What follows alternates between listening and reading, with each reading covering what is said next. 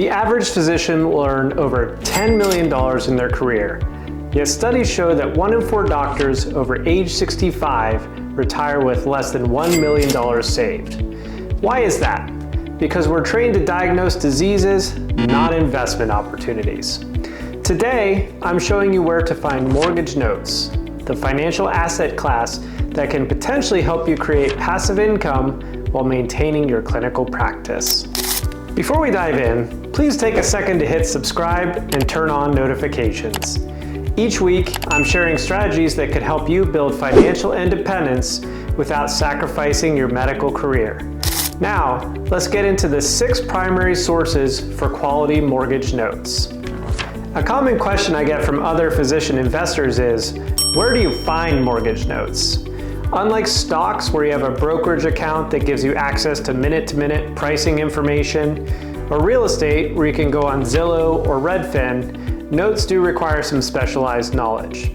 In today's video, I'm going to discuss 6 primary sources where you can look for notes and some of the pros and cons of each of these approaches.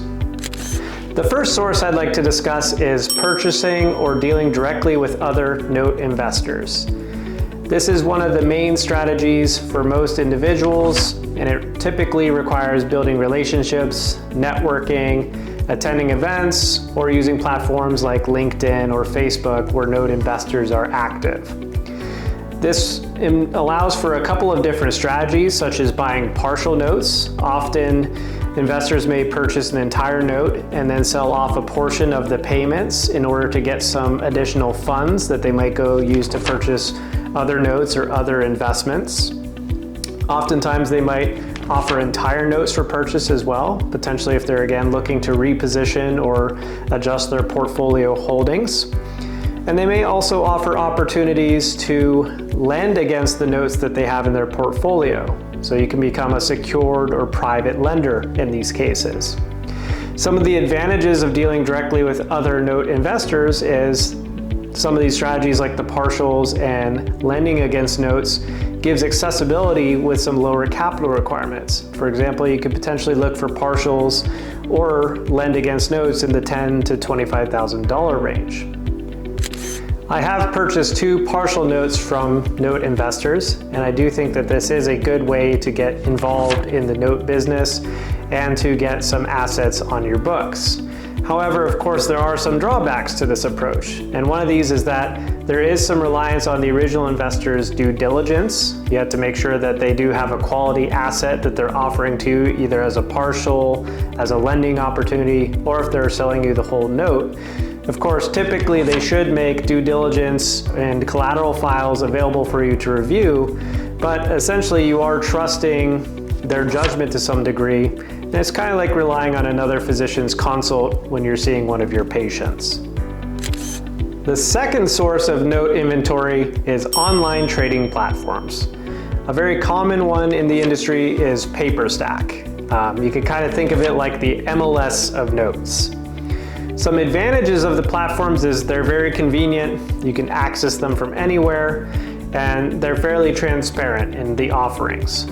Another nice thing about them is that they're digital transactions, and they often offer specific tools in the process, including escrow accounts, which can help streamline the whole transaction.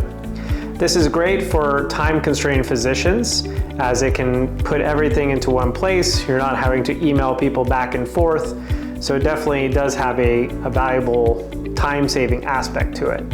However, some of the drawbacks might include competition. So certainly there are many active investors on the platform who buy a lot of notes, and this can make the quality notes disappear very quickly, particularly if you're not setting up the correct notifications on the platforms to let you know about new notes that are first coming to market.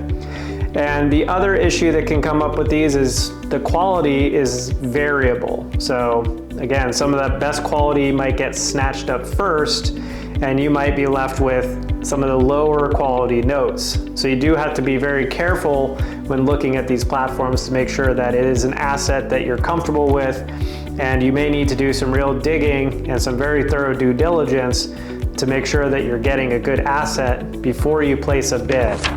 Another thing to bear in mind is that within the note industry, once you have committed to buying an asset, you pretty much have to keep your word. So you better be sure you want to buy the asset before you offer any commitment to any sellers. The next source of notes is hedge funds. Institutional players will acquire large portfolios, and then eventually they will start to sell off individual notes, ones that might not fit their fund criteria, or if they just need to liquidate and raise funds to go and purchase other assets. An advantage to this is that there is volume and consistent deal flow. However, they don't just deal with anyone. You have to be able to establish a relationship with them and prove that you're a reliable buyer and customer for them. So of course, one of the challenges is that they have a preference for experienced investors who can move quickly on large deals, and that might include the ability to close on multiple notes in a single transaction, often known as a pool. So this can be difficult as an individual investor, particularly if you're time constrained and not actively doing this as your full-time career. A solution for this would be to potentially build credibility over time and access these resources as you gain experience, or you could potentially pool resources with other colleagues that increases your buying power and credibility. The fourth main source of mortgage notes is actually from banks and financial institutions. Now, this is not a typical source for most individual note investors. Again, this is often going to be for larger players in the space and potentially people running their own funds. However, they can be sellers of loan portfolios, and they do sometimes sell individual notes, particularly if you're dealing with smaller community banks or credit unions. An advantage of these notes is that they're often higher quality because they'll have been underwritten to guidelines, the federal guidelines like Fannie Mae and Freddie Mac standards. However, again, one of the barriers here is you typically need to be able to have some good purchasing power. Often you're not able to just buy an individual note, and so you'll probably need some pretty significant capital or need to have a pretty good relationship with the bank to qualify to purchase any of these assets. So really, this is not where most people start, and this would be kind of like jumping straight into complex procedures within your intern year, right? It's probably not the best idea. But again, look for opportunity. Occasionally, regional or community banks can sell off individual notes that they don't want to keep on their books, whether they're non-performing or they just need to liquidate and get it off the balance sheet. So a strategy there would be to work on, over time, building a banking relationship with those local institutions such that you could potentially access some of this inventory in the future. And also you may find yourself getting some good opportunities to leverage funds from the bank if you need financing. The fifth way to source notes is to actually create your own notes through seller financing. There are two primary methods to accomplish this. You can purchase a property and then sell it to a buyer or borrower on owner financing terms, or you can buy a property that is subject to existing financing and create what's known as a wraparound mortgage. In each of these cases, there's a lot of flexibility in how you can structure these deals. Some of the main advantages here is that you have complete control over the terms, including the interest rate, the duration of the loan, and all of the documentation. Of course, that brings some drawbacks to the table as well. This is a much more active strategy, and you're going to have to be more involved and have more real estate expertise to be able to successfully complete some of these deals. A challenge here would be that with this added time component and how active of a strategy this is, it might not balance very well with your clinical responsibilities. However, it is an excellent strategy for any physicians who already have real estate experience, or it can be an excellent exit strategy from rental properties that you may already own in your portfolio. And then the sixth source of notes is mom and pop note holders. These are individual note holders who sold one of their properties with owner financing. They may hold the note for a period of time, and eventually they might need money. They may need a lump sum for some type of emergency or other life event, and don't really need the monthly payments anymore as much as they need that lump sum of cash. An advantage here is that often these notes can be purchased at a discount and there's less competition. However, there is a lot more work required to find these opportunities. Often you have to do a lot of networking, and you may need to do a specific marketing campaign such as direct mail, calling people, etc.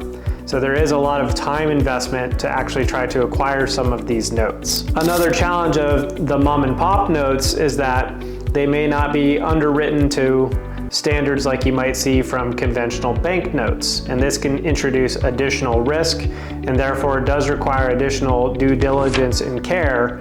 And a lot of that is the reason that these notes typically are going to be bought at a significant discount.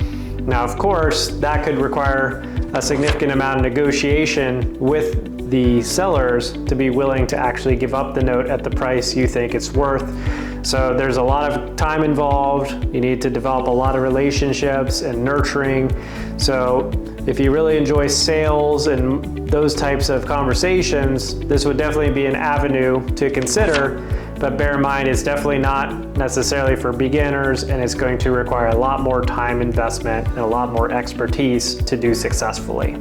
For beginners, a typical recommendation would be to start with purchasing partials from established investors, or potentially getting into a private lending situation where you're lending money to an established note investor against some of their note holdings, because this provides more security and allows opportunity to learn more about the due diligence process and risk profile of these assets before diving in and purchasing a full note and being fully responsible for the outcome of that investment. For those of you who are more time constrained but have capital, it would make sense to build relationships with note providers to potentially start purchasing partials, or even look for opportunities with note funds, as many reputable note investors do have note fund opportunities. For those of you who have more real estate experience or have more time, it might make sense to start exploring how to create your own notes, or how to search out those mom and pop note holders to try to purchase those notes from them. Most successful investors will eventually use multiple sources to acquire deals. However, I think it does make a lot of sense to become comfortable with one source initially that fits your time constraints, your experience, and your budget. I hope this video helps to clarify where you might be able to find quality mortgage note investment opportunities. In upcoming videos, we'll be diving deeper into due diligence and how to evaluate notes once you actually find them. We'll also be talking more about how notes can fit into a portfolio and help to smooth out some of the volatility that you might be experiencing in your investments during these uncertain times. If you have any questions about the sources that we discussed today, please drop them in the comments below. And if you're finding value in the content, please hit the like button and subscribe to the channel for more physician-focused alternative investment strategies. Until next time, this is the Alternative Investing Doctor, helping you achieve financial independence through strategic note investing.